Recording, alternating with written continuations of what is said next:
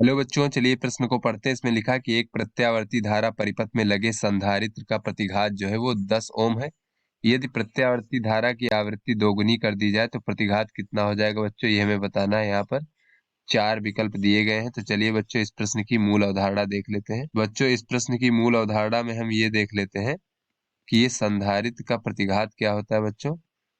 बच्चों अगर हम किसी प्रत्यावर्ती धारा के परिपथ में संधारित्र को जोड़ देते हैं बच्चों, तो इस संधारित्र के कारण प्रत्यावर्ती धारा के प्रवाह में कुछ अवरोध उत्पन्न होगा। यही हमारा बच्चों संधारित्र का प्रतिघात कहलाता है। तो यहाँ पे लिख लेते हैं बच्चों संधारित्र का प्रतिघात। बच्चों संधारित्र के प्रतिघात को हम XC से प्रदर्शित करते हैं। इसका मान होता है 1/ओमेगा C। ओमेगा क्या है बच्चों, धारा की कोणीय आवृत्ति, इसको लिख सकते हैं 2πf। और ये हमारा C, जहां पे बच्चों ये F क्या है, ये हमारा प्रत्यावर्ती धारा की आवृत्ति है।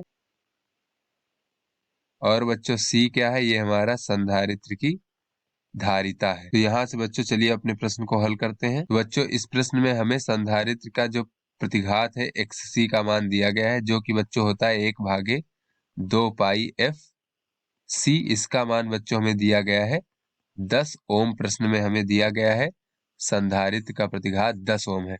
उसके बाद कहा जा रहा है बच्चों कि प्रत्यावर्ती धारा की आवृत्ति दोगुनी कर दी जाए। अर्थात बच्चों अब नई आवृत्ति हम F' मान लेते हैं और ये हमारी पुरानी आवृत्ति की दोगुनी है।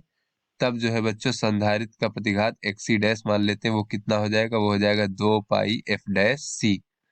तो बच्चों यहाँ पर हम F' की जगह 2f रख देंगे तो हो जाएगा 2π2fC।